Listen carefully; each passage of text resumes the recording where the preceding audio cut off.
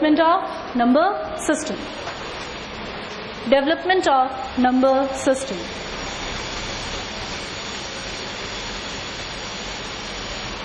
Development of number system. Development of number system. ऐसे अगर number system की बात की जाए ना तो इसमें आराम से आप 10, 12, 13, 14 जितने लेक्चर्स लेना चाहो ले सकते हो. ठीक है. तो मैंने आपसे कहा कि हमें बहुत डेप्थ में नंबर सिस्टम नहीं पढ़ना है. हम नंबर सिस्टम उतना ही पढ़ेंगे जितना हमने 9th 10th में पढ़ा था. तो हम उसी का रिविजन कर रहे हैं. नंबर सिस्टम में हमने क्या क्या पढ़ा है उन्हें एक एक करके लिखते जाते हैं. करें स्टार्ट. तो स्टार्ट करते हैं. सबसे पहली डेफिनेशन देखो. First point is natural numbers. तो डेवलपमेंट ऑफ नंबर सिस्टम में हम लोग स्टार्ट करने जा रहे हैं. सबसे पहले नेचुरल नंबर्स. नेचुरल नंबर्स क्या होते हैं? Natural numbers counting numbers. ठीक है. वो नंबर्स जिन्हें काउंट किया जाता है. ये सबसे पहले डेवलप हुआ या सबसे पहले जो इंट्रोड्यूस हुआ था नंबर सिस्टम वो नंबर सिस्टम है. तो सबसे पहले जो इंट्रोड्यूस हुआ था नंबर सिस्टम वो नेचुरल नंबर सिस्टम है. That is counting numbers. लिखो. और जो भी बुक खोल के बैठा हो ना वो बंद कर देना. बुक बंद कर दो. सब बुक्स बंद करके बैठ जाइए. जो मैं लिखवा रही हूँ बस वही लिखो. तो सबसे पहले लिखो natural numbers are counting numbers. Natural numbers are counting numbers. Natural numbers are counting numbers. These are denoted by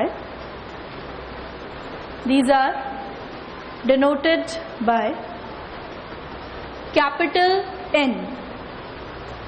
हम natural numbers को denote करते हैं capital N से. Natural numbers are denoted by capital N and N is equals to 1, 2, 3, 4 and so on up to infinity. तो natural number system counting numbers का system होता है. Capital N से denote किया जाता है और नंबर्स कौन कौन से होते हैं? 1, 2, 3, 4 and so on up to infinity. ये नेचुरल नंबर सिस्टम है. नेचुरल नंबर सिस्टम के बाद जीरो इंट्रोड्यूस हुआ और जीरो के इंट्रोडक्शन के साथ साथ आया होल नंबर सिस्टम. तो सेकेंड पॉइंट लिखोगे whole number system. The second point is whole number system. Second is whole number system. क्या आप मुझे बता सकते हो कि whole number system को किससे डिनोट किया जाता है? W से. तो whole number system is denoted by capital W. Whole number system is denoted by capital W. And W is equals to बोलो क्या करें? 0. नेचुरल नंबर में 0 को मैंने इंक्लूड किया तो 0, 1, 2, 3 से लेकर अप टू इन्फिनिटी. ये हमारे पास क्या आ गया? Whole number system. नहीं लिखते. Dot dot dot dash dash dash का मतलब अप टू इन्फिनिटी होता है. ठीक है. तो मतलब वो मेंशन करने की जरूरत नहीं होती कि अप टू इन्फिनिटी लिखो. अंडरस्टूड है कि इसमें नंबर्स आप आगे कंटिन्यू करते रहो इसी पैटर्न पर. तो वो सारे के सारे नेचुरल नंबर या होल नंबर्स होंगे. बोलो किसी को दिक्कत? कोई भी प्रॉब्लम? ठीक है. नेचुरल नंबर्स होल नंबर्स के बाद इंट्रोड्यूस हुए इंटीजर्स. इंटीजर्स कैसे? कि नेचुरल नंबर ठीक था, 0 इंट्रोड्यूस हुआ तो होल नंबर सिस्टम भी आ गया. फिर इंट्रोड्यूस हुए थे नेगेटिव नंबर्स. -1, -2, -3. तो इन -1, -2, -3 को भी इंक्लूड करने के लिए एक नया नंबर सिस्टम इंट्रोड्यूस हुआ जिसका नाम था इंटीजर्स. तो लिखो third point is integers. Third is integers. Third is integers. अब इंटीजर्स को यूजुअली डिनोट किससे किया जाता है? या तो Z या फिर I. लिखिए. These are denoted by Z और I. या तो हम इसे Z से या फिर I से डिनोट करते हैं. These are denoted by Z और I and is equals to. अब इंटीजर्स तो सारे नेचुरल नंबर्स हैं. सारे नेचुरल नंबर्स को मैं माइनस से मल्टीप्लाई करूं तो वो भी इंक्लूड होगा और साथ में 0 भी इंक्लूड होगा. 0 भी इंक्लूड होगा, यानी मैं इसे इस तरह लिखती हूँ कि dash dash dash -3 -2 -1 0 1 2 3 and so on up to infinity. इधर भी डैश और इधर भी डैश, ठीक है। -1 -2 -3 -4 -5 and so on up to -infinity. 0 1 2 3 up to infinity, यानी -infinity से लेकर इन्फिनिटी तक बहुत सारे इंटरजर्स हैं जिनका सेट हमने लिखा था। बोलो किसी को देखकर, किसी को कुछ पूछना है इसमें? तो ये हमारे पास क्या आ गया, सेट ऑफ इंटरजर्स। z या i किसी से भी डिनोट किया जा सकता है, यूजुअली हम i से डिनोट करते हैं, तो z भी उतना ही इंपॉर्टेंट होता है। तो दोनों सिंबल्स फॉर इंटरजर्स यूज किए जाते हैं। अब इन्हीं इंटरजर्स में मैं अगला नंबर सिस्टम इंट्रोड्यूस करूं उससे पहले कुछ टर्म्स लिखेंगे, जैसे कि प्राइम इंटरजर्स या प्राइम नंबर्स या कॉम्पोजिट नंबर्स, या फिर उससे भी पहले मुझे बताओ इवन इंटरजर्स एंड ऑड इंटरजर्स को क्या हम डिफाइन कर सकते हैं, मतलब कर सकते हैं। तो लिखे, फॉर्मली एक बार लिख लेते हैं। लिखे, इंटरजर्स में अगला पॉइंट लिखो, इंटरजर्स को ही मैं कंटिन्यू कर रही हूँ, तो इंटरजर्स में हम नेक्स्ट पॉइंट लिखते हैं even integers. Even integers, even integers. अच्छा, इवन इंटरजर्स क्या होते हैं? Integers which are divisible by 2, लिख लीजिए। तो even integers are the integers which are divisible by 2। Even integers are integers which are divisible by 2। Divisible by 2 का मतलब मैं लिखती हूँ डैश डैश डैश -6 -4 -2। 0 को ले या नहीं ले? 0 इज इवन नंबर, 0 को हम इवन नंबर की तरह ट्रीट कर दें। 2 4 6 एंड सो ऑन। तो ये हमारे पास सेट ऑफ इवन इंटरजर्स आ गया। वो सारे इंटरजर्स का सेट हमने लिखा या उनका कलेक्शन मैंने लिखा विच आर डिविजिबल बाय 2। जो 2 से डिविजिबल है ना वो सारे इंटरजर्स इंक्लूडेड है। बोलो किसी को दिक्कत? ठीक है। तो इवन इंटरजर्स की ही तरह ऑड इंटरजर्स भी होते हैं। इवन इंटरजर्स की तरह क्या होते हैं? ऑड इंटरजर्स क्या होते हैं? Which are not divisible by 2। तो odd integers are not divisible by 2, यानी क्या लिखें? सेट फॉर्म में लिख सकते हैं। सेट फॉर्म में लिखोगे तो क्या आएगा? ऑड इंटरजर्स में आएगा -5 -3 -1, then we have 1 3 5 and so on। तो ऑड इंटरजर्स का मतलब वो इंटरजर्स हैं which are not divisible by 2। बोलो किसी को दिक्कत? कोई प्रॉब्लम इन दोनों में? एग्जैक्टली इवन इंटरजर्स, ऑड इंटरजर्स और इंटरजर्स को डिफाइन करने के बाद मेरे दिमाग में एक टर्म और आ रही है। क्या अब आप में से कोई मुझे बता सकता है कि अगर मैं कहती हूं नॉन नेगेटिव इंटरजर्स, तो नॉन नेगेटिव इंटरजर्स में कौन कौन से इंटरजर्स को इंक्लूड किया जाएगा? Natural numbers. क्या मैं 0 को इंक्लूड करूं? होल नंबर्स, ठीक है ना। आंसर क्या दिया जाएगा? Whole number. मैंने कहा non negative integers. Non negative का मतलब वो सारे इंटरजर्स जो नेगेटिव नहीं है। तो 0 नेगेटिव थोड़ी ना है, बट क्या 0 पॉजिटिव है? 0 is neither negative not positive. ना तो वो नेगेटिव होता है और ना ही वो पॉजिटिव होता है। बोलो सही है। तो ना नेगेटिव ना पॉजिटिव, ऐसे इंटरजर्स जो नेगेटिव ना हो का मतलब या तो 0 हो या फिर पॉजिटिव। लिख लें फॉर्मली? लिखें, स्टार मार्क करके लिख लेना इसे। तो स्टार मार्क कर लो। अभी लिखते हैं, पहले नॉन नेगेटिव लिखें फिर नॉन पॉजिटिव भी लिखेंगे। चलो स्टार मार्क करके मैंने लिखा non negative integers. Non negative integers, non negative integers are कौन कौन से इंटरजर्स? 0 1 2 3 and so on.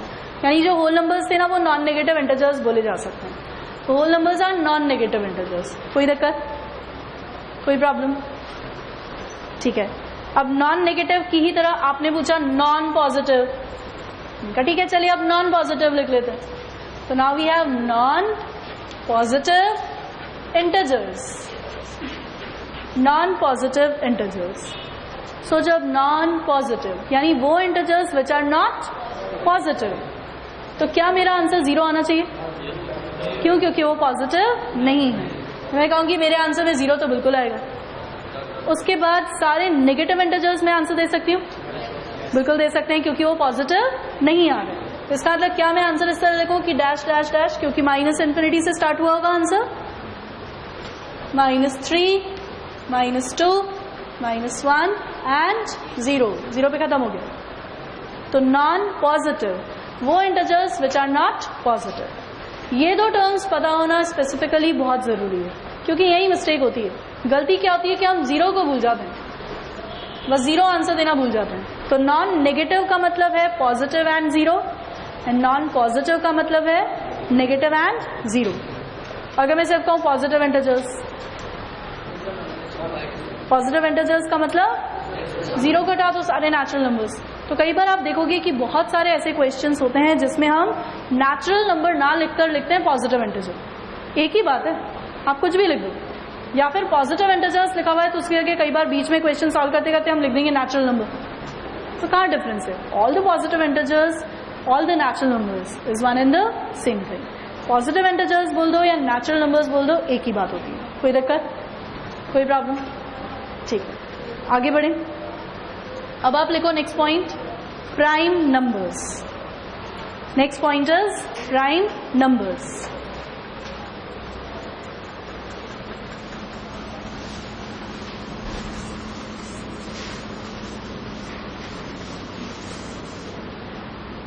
Prime numbers. क्या आप में से मुझे कोई बता सकता है प्राइम नंबर्स क्या होते हैं? एक साथ नहीं, जिसे बोलना हाथ ऊंचा करो फिर बताओ. अच्छा चलो बोलो. The number 1 and itself. ठीक है, इसे थोड़ा कंप्लीट डेफिनेशन के फॉर्म में बोलोगे. मतलब एक चीज मिसिंग है, छोटी सा पॉइंट मिसिंग है, उसे कंप्लीट करो. इन्होंने जो आंसर बोला वो ये था, the number which is divisible by 1 and the number itself. मैं इसे थोड़ा कंप्लीट डेफिनेशन बनाना चाहती हूँ, तो इसमें अगर कुछ मिसिंग है तो बोलो. बोलो. वो तो एक ही बात होगी, मतलब उसने वो चीज बोली विच हैव 2 फैक्टर्स, तो तुम भी ऑलमोस्ट वही चीज बोल रहे हो. इसके अलावा कुछ और पॉइंट मिसिंग हो? And the remainder becomes 0. Back to जाओ. रिमाइंडर बिकम्स 0 तो नहीं कहेंगे, वो डिविजिबल का मतलब वही हो जाएगा.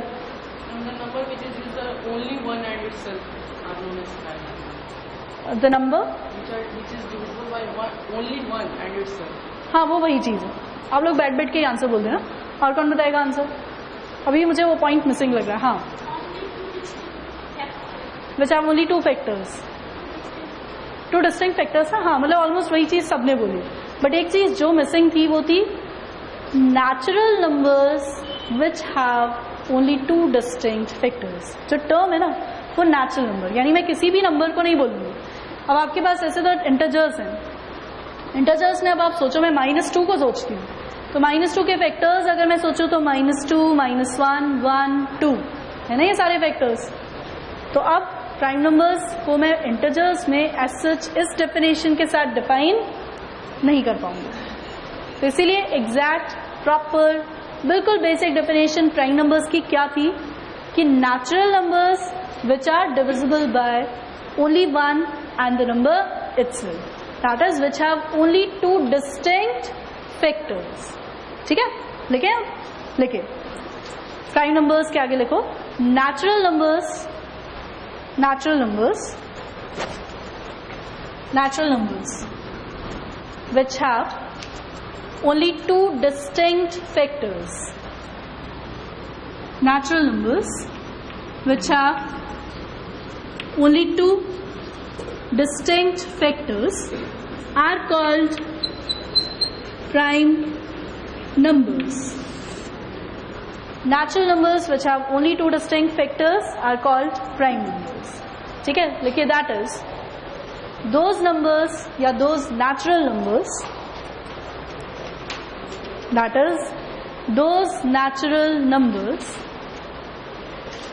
which have या विच आर, हैव की जगह लिखो which are divisible by, which are divisible by 1, those natural numbers which are divisible by 1 and the number itself. ठीक है, and the number itself. But the number itself का मतलब हम 1 को प्राइम नहीं बोल सकते हैं, क्योंकि 1 के लिए ऐसे अगर आप सोचो कि 1 भी तो 1 से डिविजिबल है and the number itself 1 से डिविजिबल है. ठीक है, तो हमने बेसिकली क्या लिखा, prime numbers are natural numbers which have exactly 2 distinct factors, जिसके सिर्फ 2 ही डिस्टिंक्ट फैक्टर्स आ रहे होते हैं, हम उन्हें प्राइम नंबर्स बोलते हैं. ठीक है ना, तो प्राइम नंबर्स नेचुरल नंबर्स होते हैं, डिस्टिंक्ट फैक्टर्स होने चाहिए. तो अगर डिस्टिंक्ट वाली बात देखी जाए तो 1 दैट इज नंबर 1 उस कंडीशन को फुलफिल नहीं करता है. अगर 1 उस कंडीशन को फुलफिल नहीं कर रहा है तो इसका मतलब 1 is not a prime number. तो फिर क्या आप मुझे बता सकते हो कि सबसे छोटा प्राइम नंबर कौन सा होता है? तो फिर क्या आप मुझे ये बता सकते हो कि प्राइम नंबर जो इवन हो वो सिर्फ 2 ही हो सकता है?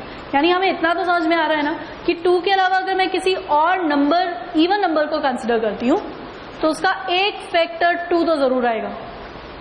यानी 2 के अलावा कोई भी इवन नंबर प्राइम नहीं हो सकता. तो ये बहुत अच्छा पॉइंट है, ऑल्दो हमने इसे ऑब्जर्व किया होगा, बट जैसे ही क्वेश्चन आता है तो हम भूल जाते हैं. क्या होता है क्वेश्चंस में कि उन्हें देना होता है कि a की वैल्यू इज इक्वल्स टू 2, मतलब कोई भी अननोन कांस्टेंट है, वो कहना चाहते हैं कि a को 2 लेकर सॉल्व करो. वो सीधे सीधे नहीं बोलेंगे. कैसे बोलेंगे? a is an even prime number. अब a अगर इवन प्राइम नंबर है यानी a की तो वैल्यू बची उसके पास कि a क्या हो सकता है, सिर्फ और सिर्फ 2. तो a की वैल्यू 2 को इनडायरेक्टली देने का तरीका क्या रहेगा कि it is an even prime number. किसी को दिक्कत, कोई प्रॉब्लम? लिखें तो फिर लिखें. Smallest prime number is 2. Smallest prime number is 2. Smallest prime number is 2 and it is the only prime number, and it is the only prime number which is even. It is the only prime number which is even. ठीक है, यही ऐसा prime number है जो even होता है. तो even prime number का मतलब a की वैल्यू 2 लिखी जाएगी. किसी को दिक्कत, कोई प्रॉब्लम? तो ये मैं जितनी डेफिनेशंस आपको लिखवाऊंगी ना, इंटीजर्स की हो या फिर नेचुरल नंबर्स की हो या प्राइम नंबर्स की हो, ये बेसिक डेफिनेशंस है. यानी नंबर सिस्टम जब इंट्रोड्यूस ही हुआ था ना, तब जो डिफाइनिंग की गई थी उन सब के लिए. आगे बात समझिए. ये सारी बेसिक डेफिनेशंस हम लिखते चले जा रहे हैं. प्राइम नंबर्स को इस तरीके से डिफाइन किया जाता है. ऐसे अगर देखा जाए ना तो इवन नंबर्स भी सिर्फ नेचुरल नंबर के लिए डिफाइन किए जाते हैं. मैंने आपको डेफिनेशन किसकी लिखवाई? इवन इंटीजर्स की. तो अब ये सारे इंटरप्रेट किए गए रिजल्ट्स हैं कि इवन इंटीजर्स का मतलब इंटीजर्स के कॉन्टेक्स्ट में बात करोगे विच आर डिविजिबल बाय 2. ठीक है. ऑड इंटीजर्स का मतलब integers which are divisible by 2. But अगर मैं ऑड नंबर की बात करूं तो मैं कहूंगी it is a natural number which are not divisible by 2. आगे बात समझ में. तो जैसे जैसे नंबर सिस्टम आगे इंट्रोड्यूस होते रहे ना, या जैसे जैसे डेवलपमेंट होता गया, तो उन्होंने डेफिनेशन को अपने अकॉर्डिंग मॉडिफाई या फिर चेंज करना शुरू किया. बट फिर भी बेसिक डेफिनेशंस बेसिक ही हैं. तो प्राइम नंबर्स के लिए भी बेसिक डेफिनेशन एग्जैक्टली यही रहती है कि आपके पास कोई भी ऐसा नंबर, नेचुरल नंबर, जिसके एग्जैक्टली 2 डिस्टिंक्ट फैक्टर्स होंगे, जिसमें एक होगा 1 और दूसरा होगा नंबर इटसेल्फ, तो हम लोग बोलेंगे कि वो नेचुरल नंबर क्या है? Prime number. बोलिए किसी को दिक्कत, कोई प्रॉब्लम? अगला पॉइंट देखो, नेक्स्ट पॉइंट. अब क्योंकि प्राइम नंबर्स हमने इंट्रोड्यूस कर लिए हैं, तो अब हम लोग आते हैं को प्राइम नंबर्स. लिखो. तो नेक्स्ट इज को प्राइम नंबर्स. तो नेक्स्ट वी हैव को प्राइम नंबर्स और रिलेटिवली प्राइम नंबर्स. को प्राइम नंबर्स, या फिर हम इसे यूज करते हैं term relatively prime numbers. Relatively prime numbers. ठीक है. को प्राइम या रिलेटिवली प्राइम, ये टर्म काफी यूज होती है, वेरी इंपॉर्टेंट टर्म, बहुत आसान डेफिनेशन, बट याद रखिएगा, ठीक है, भूलना नहीं। को प्राइम या रिलेटिवली प्राइम नंबर्स का मतलब है ऐसे दो नेचुरल नंबर्स जिनका हाईएस्ट कॉमन फैक्टर 1 होगा। देखो मैंने क्या कहा, ऐसे दो नेचुरल नंबर्स, मैं कहीं पर भी टर्म प्राइम को नहीं यूज कर रही हूं। ऑल्दो टर्म हम जो लिख रहे हैं वो क्या है, relatively prime numbers, but relatively prime numbers में प्राइम नंबर्स को लेना जरूरी नहीं होता है। कोई भी दो नंबर उठा लो, एनी टू नेचुरल नंबर्स जिनका हाईएस्ट कॉमन फैक्टर अगर 1 है तो आप कहोगे कि वो दो नंबर्स कैसे होंगे, रिलेटिवली प्राइम या फिर को प्राइम। लिखो, two natural numbers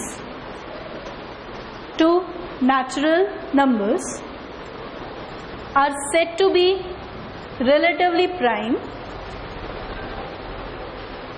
Two natural numbers are said to be relatively prime if their HCF, that is highest common factor, if their HCF is 1, if their HCF is 1. For example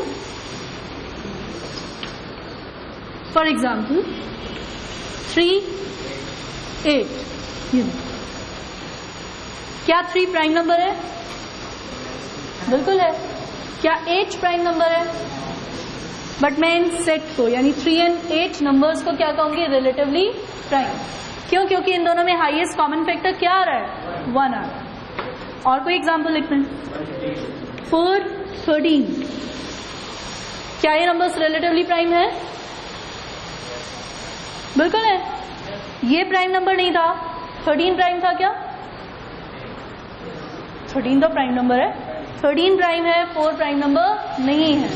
तो फिर इन दोनों का highest common factor check करते हैं, 1। यानी क्या 4 and 13 relatively prime है? बिल्कुल रिलेटिवली प्राइम नंबर्स हैं। इनका और एग्जाम्पल लिखते हैं। तो इनका चलो एक ले लेते हैं 15 और एक ले लेते हैं 16। ये लो, क्या 15 प्राइम नंबर है? 3 की टेबल में आता था, 5 की टेबल में भी आता। क्या 16 प्राइम नंबर है? बट क्या ये दो नंबर्स रिलेटिवली प्राइम है? बिल्कुल है। These two numbers are relatively prime numbers. कोई दिक्कत? ठीक है, मैंने कहा 191, क्या ये रिलेटिवली प्राइम है? बिल्कुल। These two numbers are relatively prime.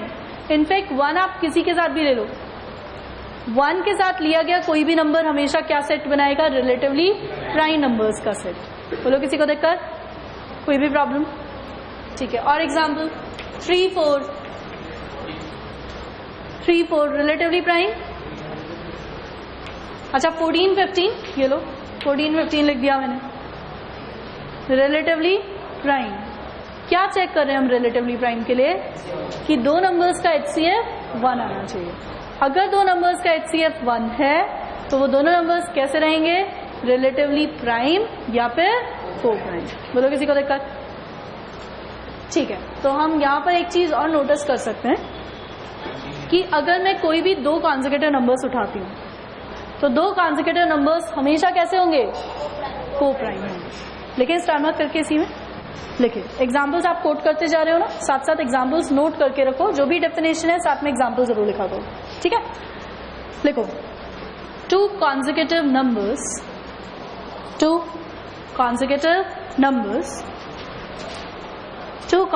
numbers are always co-prime numbers.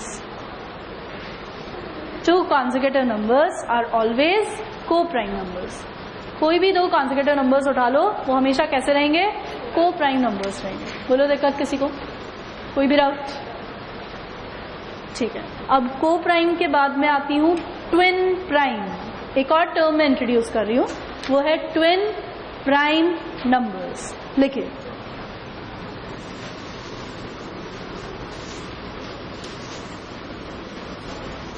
तो अब हम क्या लिखेंगे, twin prime numbers. Now we have twin, TWIN, twin towers वाला ट्विन, प्राइम नंबर्स. ठीक है, ट्विन प्राइम नंबर्स. क्या कोई बताना चाहेगा ट्विन प्राइम नंबर्स क्या होते हैं? ट्विन प्राइम यानी मैं क्या समझूं इसका मतलब, ये तो एग्जाम्पल हुआ. आप ट्विन प्राइम को क्या बोलोगे, मतलब कैसे डिफाइन करोगे कि ट्विन प्राइम क्या होते हैं? हाँ, वो प्राइम नंबर्स जिनका डिफरेंस 2 होगा. अगर किन्हीं दो प्राइम नंबर्स का डिफरेंस 2 है ना, तो आप उन प्राइम नंबर्स को क्या कहोगे? Twin prime. ट्विन यानी 2 और प्राइम, तो दो प्राइम नंबर्स जिनका डिफरेंस 2 है उन्हें कहा जाता है twin prime numbers. Relatively prime क्या, ट्विन प्राइम नंबर्स में कंफ्यूजन नहीं होना चाहिए. ट्विन प्राइम में प्राइम नंबर्स की प्रायोरिटी होती है. आप पहले प्राइम नंबर्स लो. अगर दो प्राइम नंबर्स का डिफरेंस 2 हुआ तो आप उन दो नंबर्स को क्या बोल दोगे? Twin prime numbers. लिखिए. तो ट्विन प्राइम के लिए अब आप क्या लिख रहे हो? Two prime numbers which have a difference of 2. Two prime numbers which have a difference of 2. Two prime numbers which have a difference of 2 are called twin prime numbers. Are called twin prime numbers. For example, 3, 5. सही है ना? 3 and 5 both are prime numbers. और दोनों के बीच का difference भी 2 है, इसलिए क्या होगा? Twin prime number. ठीक है, 5, 7 बिल्कुल सही एग्जाम्पल है. Both the numbers are prime और दोनों के बीच का डिफरेंस 2. और बोलो 11, 13 बिल्कुल ठीक. 11 and 13 ट्विन प्राइम नंबर्स हैं.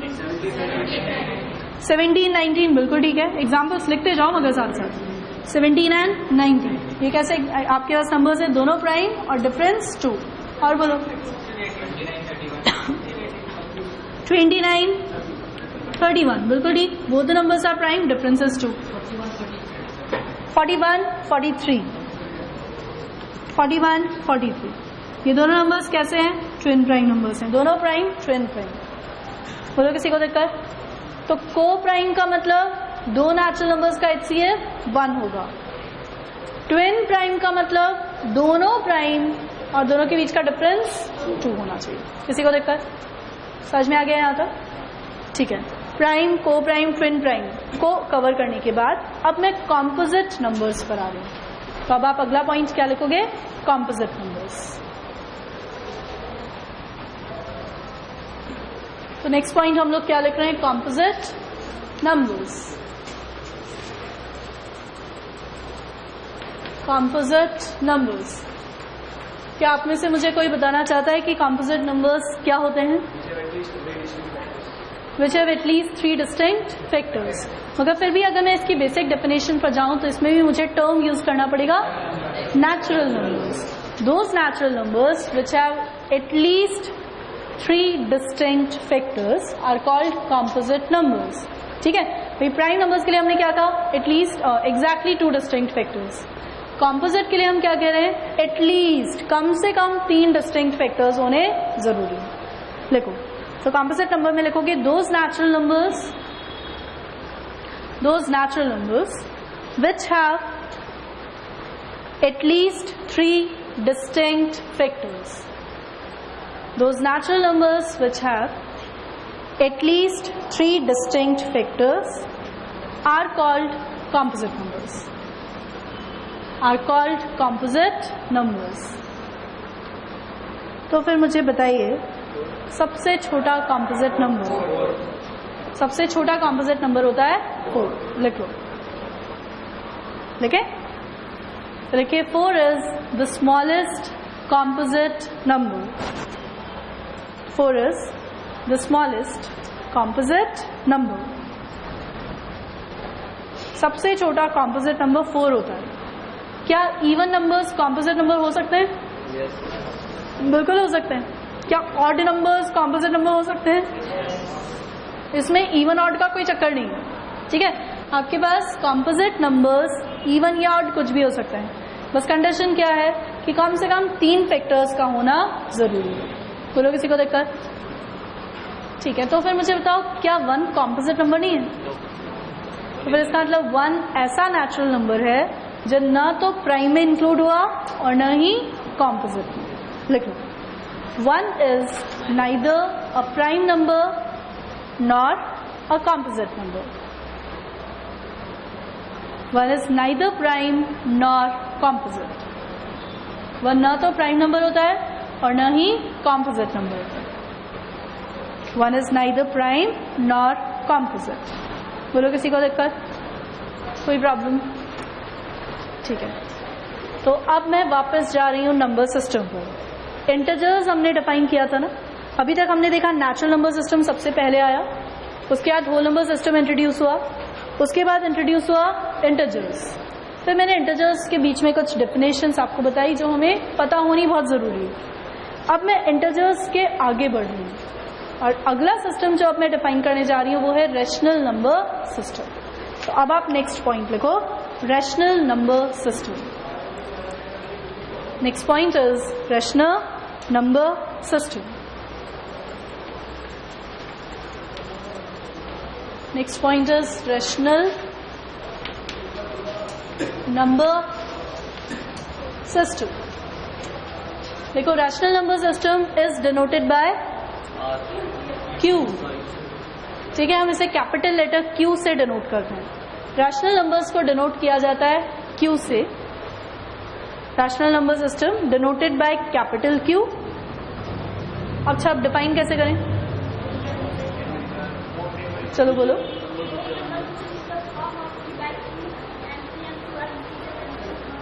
And Q is not equals to 0। ये बहुत कॉमन सी और बिल्कुल सही डेफिनेशन है। बैठ जाओ, डेफिनेशन बोल के बैठ जाया करो या बैठे बैठे ही बोल दिया करो कि आपके पास रैशनल नंबर सिस्टम में मैंने कहा रैशनल नंबर्स डिफाइन कैसे करें। देखो, इंटीजर्स तक ठीक था, -1, -2, -3, -4 सारे नेगेटिव नेचुरल नंबर्स लिए गए, नेचुरल नंबर्स लिए गए एंड 0 हो गया। मगर उसके बाद भी कुछ नंबर्स ऐसे थे, कुछ प्रॉब्लम्स, मैथमेटिकल प्रॉब्लम्स ऐसी थी जिसमें आंसर आता था 4/5, 1/3, 2/19 एंड सो ऑन। तो क्या किया गया? एक रैशनल नंबर सिस्टम को डिफाइन किया गया, एक ऐसा सिस्टम जिसमें सारे के सारे नंबर्स P/Q फॉर्म के थे, जिसमें उन्होंने कहा कंडीशन क्या लगाएंगे कि P and Q both are integers और साथ में Q not equals to 0। Q not equals to 0 तो बहुत ही कॉमन सी कंडीशन है। किसी भी एक्सप्रेशन का डिनोमिनेटर कभी भी 0 नहीं होना चाहिए, इसका डिनोमिनेटर भी नॉट 0 होना चाहिए, इसलिए कंडीशन लगाएगी कि Q must not be equals to 0। आगे बात समझ में? तो हम लोग क्या लिखने जा रहे हैं? प्रॉपर डेफिनेशन लिखने जा रहे हैं। लिखिए, the numbers which are of the form. अब नेचुरल नंबर्स मत लिख देना, ठीक है ना, क्योंकि नेचुरल नंबर्स सारे रैशनल नंबर्स को नहीं कवर करते, सिर्फ नंबर्स लिखोगे। तो the numbers which are of the form, the numbers which are of the form P/Q, where P and Q belongs to integers, P and Q both are integers, दोनों integers होने चाहिए, and Q is not equals to 0, where P and Q belongs to integers and Q is not equals to 0। यही बताई थी आपने मुझे definition, ये rational numbers की डेफिनेशन थी। ठीक है, सारे रैशनल नंबर्स को कवर कर लिया इसने, वेदर इट इज नेगेटिव और पॉजिटिव। इंटीजर्स होने चाहिए और डिनोमिनेटर नॉन 0 होना चाहिए, खत्म। ये हमारे पास क्या बन जाएगा? Rational number. मगर कई बार क्या आपने ये नोटिस किया है कि हमारे पास रैशनल नंबर P/Q की जगह डिवाइड करके डेसिमल फॉर्म में भी दिए जाते हैं। ठीक है, जैसे कि मैं कहती हूँ 1.41, तो वो नंबर्स जो डेसिमल फॉर्म में दिए गए हैं हम कैसे आइडेंटिफाई करें कि वो रैशनल नंबर्स होंगे? तो उसके लिए भी हम लिखते हैं डेसिमल फॉर्म में दिए गए नंबर्स रैशनल है, ये कैसे पता चलता है? बताना चाहता है कोई? चलो बोलो।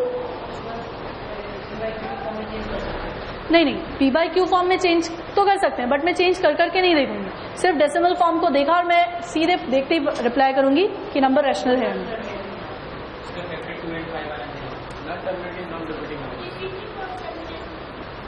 रिपीटिंग एंड, चलो मेरे ख्याल से आंसर्स थोड़ी मिक्स हो रहे हैं, मैं बताती हूँ, ठीक है। अच्छा, पहले इससे ही पहले मुझे ये बताओ, क्या मैं 1 को रैशनल बोल सकती हूँ? क्या 2 रैशनल है?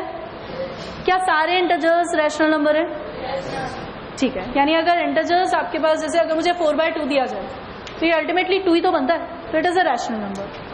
अगर यही नंबर 2/4 दिया जाए तो फिर ये 1/2 बनता है। अब ये तो इंटीजर नहीं बना, कन्वर्ट मैंने किया तो ये बन गया 0.5। ये एक रैशनल नंबर है, ठीक है। जहां तक इंटीजर्स की बात है मुझे कोई दिक्कत नहीं है, मैं सीधे सीधे उन्हें रैशनल बोल दूंगी। But in case rational number decimal form में कन्वर्ट करके दिए गए तो हम कैसे पता लगाएंगे कि वो रैशनल नंबर्स हैं या नहीं? उसके लिए हम स्टार मार्क करके एक पॉइंट लिखते हैं। लिखो, all integers are rational numbers. All the integers are rational numbers. All the integers are rational numbers. Continue करोगे इसी के आगे। If rational numbers are expressed in the form of decimal, if rational numbers are expressed in the form of decimal, if rational numbers are expressed in the form of decimal, then they are either terminating. If rational numbers are expressed in the form of decimal form में अगर express किए गए, then they are either terminating, यानी rational number है, या तो वो होंगे terminating, then they are either terminating. For example, 1.25 या फिर 3.125 या फिर 1.5 या फिर 0.62 एंड सो ऑन, ठीक है। सारे टर्मिनेटिंग डेसिमल्स हैं। टर्मिनेटिंग डेसिमल्स का क्या मतलब होता है कि डेसिमल के बाद रुक जाएगी सीरीज, यानी 25, अब आगे कुछ नहीं, यानी 000 लिखो या नहीं लिखो वो तो एक ही बात होती है, ठीक है। बट कोई भी सिग्निफिकेंट नंबर अब इसके बाद नहीं आने वाला है, कोई भी डिजिट 1 to 5 के बाद अब नहीं लिखी जाएगी। तो ये सारे टर्मिनेटिंग डेसिमल्स हैं, ठीक है। तो दे आर आइदर टर्मिनेटिंग और non terminating but repeating. Terminate नहीं होंगे बट रिपीट हो रहे होंगे, बट रिपीटिंग। तो या तो वो टर्मिनेट हो जाते हैं, और अगर डेसिमल के बाद डिजिट्स टर्मिनेट नहीं हो रहे हैं तो वो रिपीट होते हैं, ठीक है। तो दे आर आइदर टर्मिनेटिंग और non terminating but repeating. For example लिखिए, for example 1.3333 indefinitely many times dash dash dash क्या कहता है कि आप indefinitely लिखते जाओगे, ठीक है। 1.33333 एंड सो ऑन। या फिर मैंने कहा 5.625 625 625 625 and so on. Non terminating है, ये खत्म नहीं हो रहा है डेसिमल के बाद सीरीज, बट रिपीट हो रहा है। जैसे हो सकता है ये पे सिंगल डिजिट ही रिपीट होता जाए 3333, या फिर सेट ऑफ 3 डिजिट्स रिपीट हो रहे हो 625 625 625 625, या फिर सेट ऑफ 5 डिजिट्स रिपीट हो रहे हो। फॉर एग्जाम्पल मैंने लिख दिया 1.23456, अगेन 23456, अगेन 23456। ये सब क्या है? रैशनल नंबर्स है। क्यों रैशनल नंबर्स कह दोगे आप इन्हें देखकर सीधे? क्योंकि ये सारे के सारे डेसिमल फॉर्म में, डेसिमल के बाद नॉन टर्मिनेटिंग बट रिपीटिंग है। कहीं पर भी नॉन टर्मिनेटिंग बट रिपीटिंग दिख जाए, आप सीधे उन्हें क्या कह सकते हो कि दीज आर रैशनल नंबर्स। ये सब रैशनल नंबर्स हैं, इंटीजर्स हैं, या फिर टर्मिनेटिंग डेसिमल्स हैं, या फिर नॉन टर्मिनेटिंग बट रिपीटिंग। तो ये सब क्या होते हैं? Rational numbers. अगर नंबर इनके अलावा कोई और है, डेसिमल फॉर्म में एक्सप्रेस किया गया है, टर्मिनेट नहीं हो रहा है, रिपीट भी नहीं हो रहा है, तो फिर हम उसे रैशनल नहीं कहते हैं। क्या कहते हैं? इरैशनल कहते हैं। तो उसके लिए भी हम अगला पॉइंट लिखने वाले हैं। रैशनल हमने लिख लिया, यहां तक हमने नोट डाउन कर लिया। तो अब हम अगली हेडिंग जो डालेंगे वो होगी इरैशनल नंबर्स। लिखिए, next point is irrational numbers. Irrational numbers लिखें। चलिए, तो इरैशनल नंबर्स पर अब मैं आ रही हूं। तो मैंने ये तो कह दिया कि वो नंबर्स जो p by q फॉर्म के होते हैं, where p and q are integers and q is not equals to 0, उन्हें कहा जाता है रैशनल नंबर्स। मगर बहुत सारे नंबर्स ऐसे भी तो होते हैं जो p by q फॉर्म में नहीं लेके जा सकते, जहां p और q इंटीजर्स हो और q not equals to 0। For example √2 नहीं लिख सकती मैं इसे p by q के फॉर्म में, नहीं लिख सकते ना।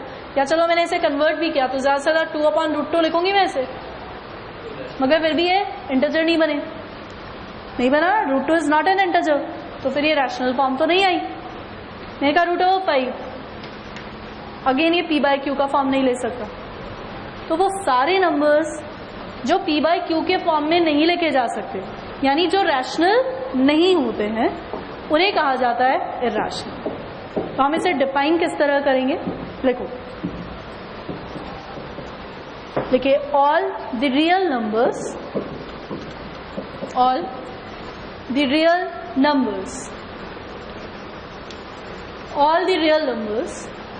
which are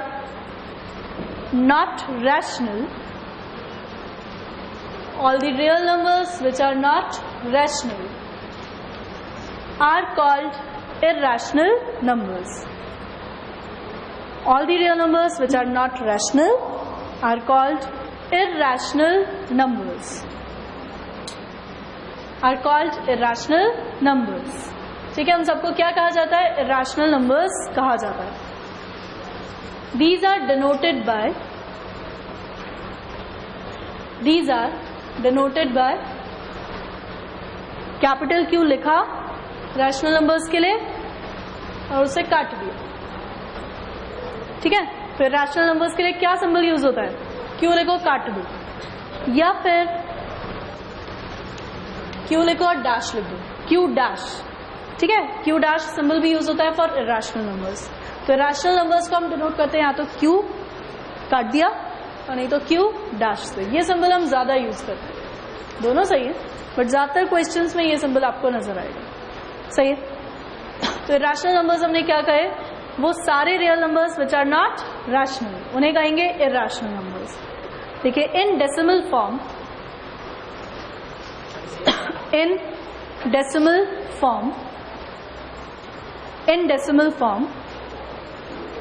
irrational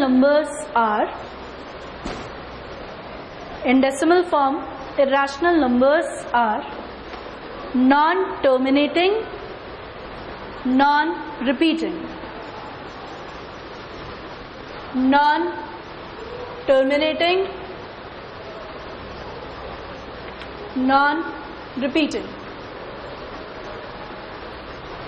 ठीक है, रिपीट भी नहीं होते, टर्मिनेट भी नहीं होते।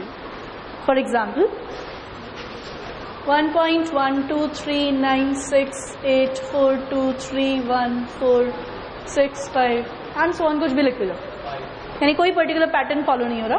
तो आपके पास 1.12396, मैंने जो भी नंबर्स लिख दिए ये नॉन टर्मिनेटिंग है, चलते जा रहे हैं कंटिन्यूसली, एंड नॉन रिपीटिंग है। हम इन्हें क्या कहेंगे? Irrational number. ये इरैशनल नंबर का एग्जाम्पल है। और ले लेते हैं कुछ। 5 पाई, वहीं पता है पाई क्या होता है? पाई एक इरैशनल नंबर है। ठीक है, पाई क्या है? Irrational number. अच्छा, √2 + 1, दिस नंबर इज इरैशनल, ये इरैशनल नंबर है। √6 + √2 इरैशनल नंबर। अच्छा, 18 का स्क्वायर रूट इरैशनल नंबर। सही है। क्यों इरैशनल? क्योंकि आप बना ही नहीं पाओगे इंटीजर। 18 के स्क्वायर रूट को ज्यादा से ज्यादा क्या लिख लोगे? 3√2। तो रह गया ना ये rational number, this number is irrational. अच्छा बताओ, √17 and cube root of 17 irrational. Cube root of 17 एक इंटीजर आ ही नहीं रहा, p बाई क्यू का फॉर्म तो आ नहीं सकता, तो cube root of 17 is again irrational number. तो ये सारे एग्जाम्पल्स इरैशनल नंबर्स के। किसी को दिक्कत, कोई प्रॉब्लम? तो रैशनल और इरैशनल पढ़ने के बाद अब मैं इन दोनों से रिलेटेड कुछ इंपॉर्टेंट पॉइंट्स आपको लिखवाऊंगी, ठीक है? वो पॉइंट जरूरी है, हमें पता होने चाहिए, सो दैट कई क्वेश्चंस में वो हमारी हेल्प करेगी। तो हेडिंग डाल दीजिए सम इंपॉर्टेंट पॉइंट्स, ठीक है? नंबर सिस्टम अभी कंप्लीट नहीं हुआ है, अभी तो रियल नंबर सिस्टम बचा हुआ है, वो लिखेंगे, बट पहले रैशनल और इरैशनल से रिलेटेड इंपॉर्टेंट पॉइंट्स लिखते हैं। हेडिंग डाल दीजिए some important points, star mark करके लिखते जाइएगा, 1 2 3 करके लिखते जाना, जैसे जैसे मैं बोलती जाऊं। करें स्टार्ट। पहला point, first point is between any two rational numbers, between any two rational numbers there are infinitely many irrational numbers. There are infinitely many irrational numbers. Between any two rational numbers there are infinitely many rational numbers and vice versa. And vice versa. क्या बोला मैंने? कि between any two rational numbers there are infinitely many irrational numbers, और किन्हीं भी दो irrational numbers के बीच में इनफाइनाइटली मेनी रैशनल नंबर्स होता है, ठीक है? मतलब हम सोच भी नहीं सकते, इतने सारे नंबर्स हैं। क्यों? क्योंकि 1 पॉइंट के बाद डेसिमल प्लेसेस भी तो मेरे पास बहुत सारी होती है, इनफाइनाइटली मेनी होती है, तो हम उन्हें कितने तरीके से अरेंज कर सकते हो? तो there are infinitely many numbers. किन्हीं भी दो रैशनल को आप सोचते हो, आपके दिमाग में जो भी दो रैशनल नंबर्स आए उनके बीच में मानकर चलना कि there are infinitely many irrational numbers, ठीक है? और कोई भी दो इरैशनल नंबर्स मैंने सोचे, अपनी तरफ से तो मैंने बहुत क्लोज सोचे थे, मगर उनके बीच में भी there are infinitely many rational numbers, ठीक है? सेकेंड पॉइंट देखो, second point is if two rational numbers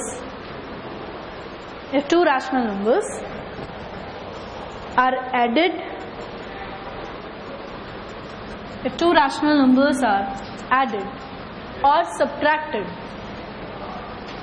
if two rational numbers are added or subtracted or multiplied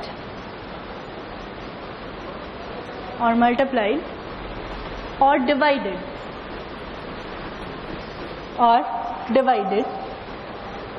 then the resultant number is again rational, and the resultant number is again rational. तो जो resultant number आता है वो कैसा होता है? फिर से रैशनल नंबर होता है। बट इसमें एक दिक्कत है, जो स्टेटमेंट मैंने लिखवाया ना उसमें कहीं पर एक जगह प्रॉब्लम आ सकती है, वो है डिवीजन के बाद। मैंने क्या कहा कि अगर मैं दो रैशनल नंबर्स लेती हूं तो उनका सम, डिफरेंस, प्रोडक्ट एंड कोशेंट, यानी जब मैं उसे डिवाइड करूंगी तो उसे कोशेंट बोला जाता है, वो भी रैशनल नंबर आएगा। मगर 0 भी तो एक रैशनल नंबर होता है। सपोज मैंने दो रैशनल नंबर 0 एंड 3 ले ली, अब मैंने ऐड करती हूँ रैशनल नंबर आएगा, सब्ट्रैक्ट करती हूँ रैशनल नंबर आएगा, मल्टीप्लाई करूंगी तो भी रैशनल आएगा, मगर डिवाइड करते हैं 0/3 तो रैशनल आता है, बट 3/0 बिकम्स नॉट डिफाइंड। ये डिफाइन ही नहीं होता ना। तो इसलिए हमें जो डिविजन करना होगा या जो क्वोशिएंट लिखना होगा उसमें इस चीज का ध्यान रखना है कि डिनोमिनेटर मस्ट नॉट बी 0। तो इसी के आगे ब्रैकेट में लिखो, in general the statement is true, but division के वक्त हमें क्या ध्यान रखना है कि डिनोमिनेटर मस्ट नॉट बी 0। तो लिखो in case of division denominator must not be equals to 0। In case of division, denominator must not be equals to 0. ठीक है, डिनोमिनेटर 0 नहीं होना चाहिए बस. सही है, कोई दिक्कत किसी को? इसे ध्यान रखना. इस पे क्वेश्चंस फ्रेम होते हैं जो मैं करवाऊंगी भी. आज ही लूंगी एक क्वेश्चन जो इसी नोट पर बेस्ड होगा. ठीक है, मतलब देखते हैं कैसे क्वेश्चन फ्रेम किया जा सकता है. और क्वेश्चन भी बहुत खूबसूरत अच्छा सा क्वेश्चन है जिसे हम सिर्फ इस नोट की हेल्प से सॉल्व कर रहे होंगे. अभी अगला पॉइंट लो. Next point, sum difference product और कोशेंट. सम डिफरेंस प्रोडक्ट और quotient. Some different product or quotient of two irrational numbers. Some difference product or quotient of two irrational numbers need not be irrational. Some difference product or quotient of two irrational numbers need not be irrational. ठीक है, मैंने क्या कहा कि अगर दो irrational numbers ले रहे हो ना तो उसका sum या difference या product या quotient irrational ही आएगा ऐसा जरूरी नहीं होता है. वो कुछ भी आ सकता है, वो irrational भी आ सकता है और वो rational भी हो सकता है. फॉर एग्जाम्पल्स कोट करते हैं. फॉर एग्जाम्पल, सपोज एक नंबर मैंने उठा लिया √2 + 1 इरेशनल नंबर है और इस इरेशनल नंबर में मैं ऐड करने जा रही हूं 1 - √2 को, है ना इरेशनल. ये दो इरेशनल नंबर्स जब ऐड किए जाते हैं तो आंसर क्या आता है 2, दैट इज रैशनल.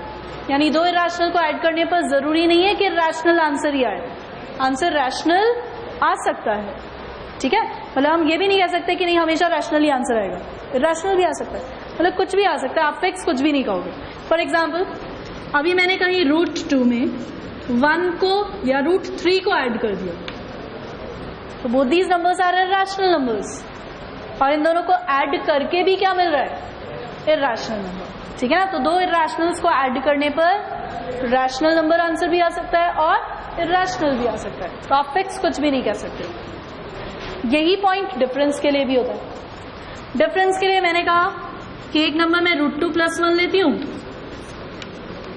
और इसमें सब्ट्रैक्ट करती हूं मैं दूसरा इरेशनल नंबर √2 - 1, है ना. दो इरेशनल नंबर सब्ट्रैक्ट करेंगे तो answer is 2 and 2 is rational.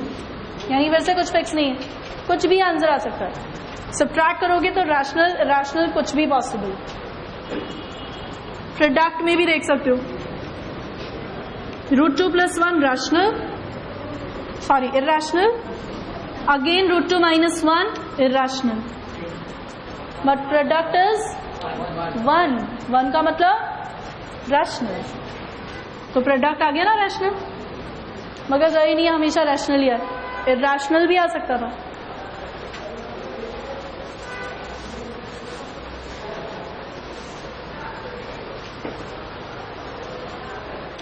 अब जैसे मैं एग्जांपल लेती हूं √2 + 1 मल्टीप्लाइड बाय √3, दोनों इरेशनल का प्रोडक्ट इरेशनल. ये तो नहीं आया रैशनल, तो प्रोडक्ट के लिए भी कुछ फिक्स नहीं है, डिवीजन के लिए भी फिक्स नहीं है.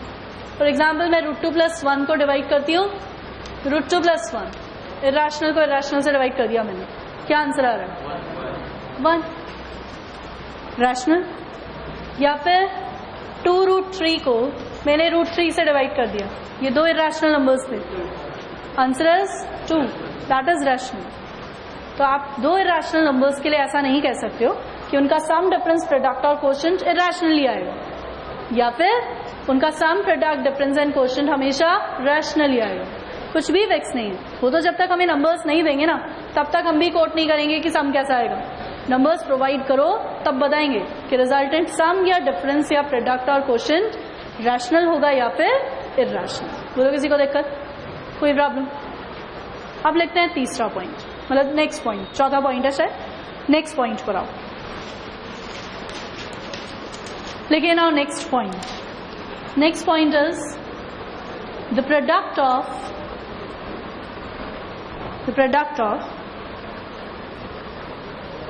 rational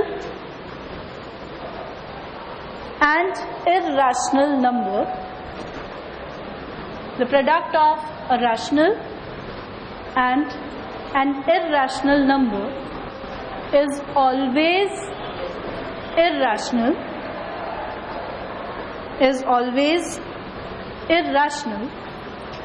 except when the rational number is 0. Except when the rational number is 0. Except when the rational number is 0.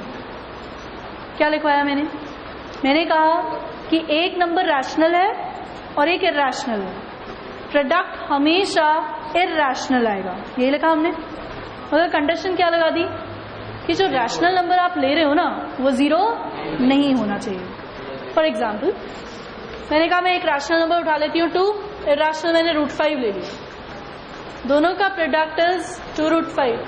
Answer is irrational.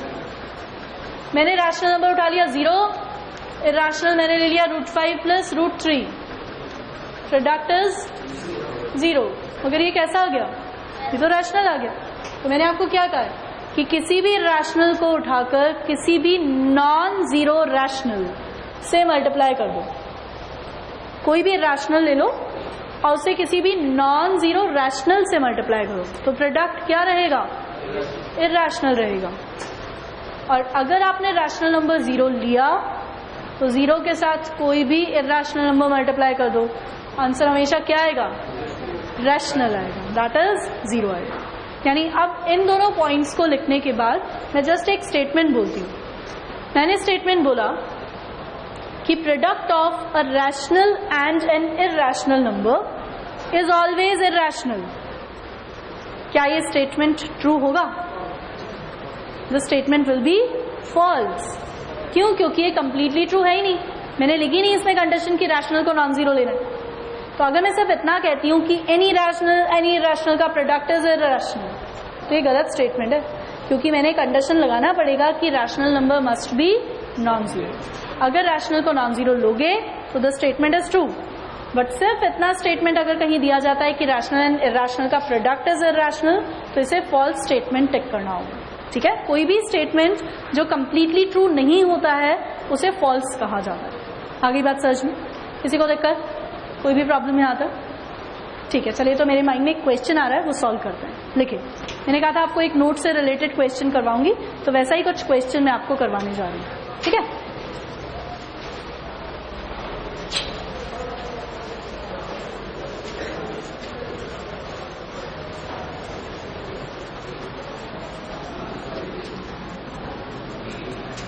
लिखिए. ट्रू एंड फॉल्स स्टेटमेंट होगा वो. ठीक है, आपको चेक करना है. पहला स्टेटमेंट मैं देती हूं, given that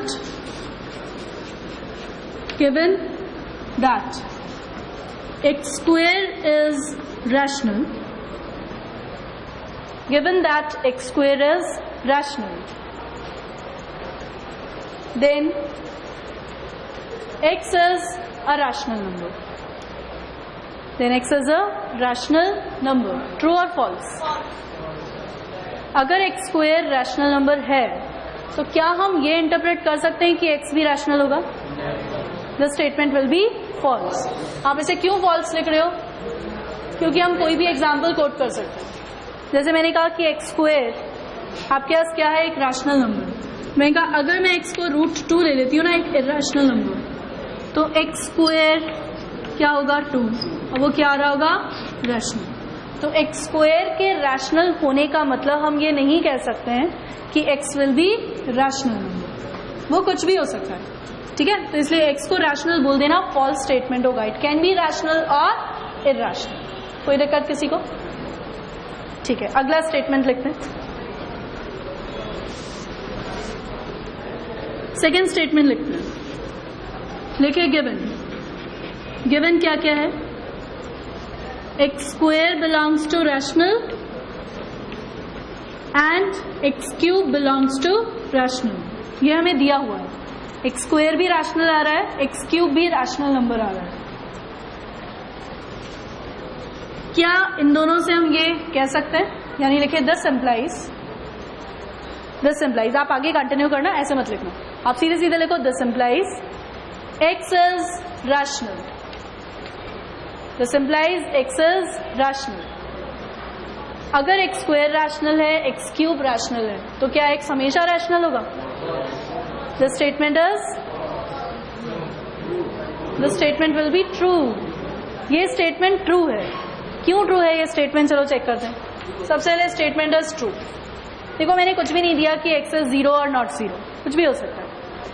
in case x की वैल्यू 0 आती है, सपोज एक्स मुझे 0 मिलता है, तो वह तो ठीक है, एक्स स्क्वायर भी रैशनल, एक्स क्यूब भी रैशनल, एक्स भी रैशनल, ट्रू है। In case x is not equals to 0, तो हमें ये पता है ना कि दो रैशनल नंबर्स का कोशेंट विल बी रैशनल। लिखा है ना हमने अभी अभी थोड़ी देर पहले कि अगर मैं दो रैशनल नंबर्स को डिवाइड करती हूं तो आंसर क्या आएगा, रैशनल नंबर आएगा। तो अब मैं लिखती हूं since x is not equals to 0, x square belongs to rational, x cube belongs to rational. तो फिर इसका मतलब क्या निकलता है कि x cube upon x square belongs to rational number. ये भी तो रैशनल ही आएगा ना।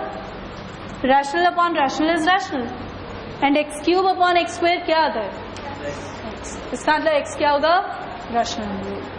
तो अगर मुझे एक्स स्क्वायर और एक्स क्यूब बोल दिया जाता है कि both the numbers are rational, तो मैं ये कह सकती हूँ कि इसका मतलब एक्स भी कैसा होगा, रैशनल नंबर होगा।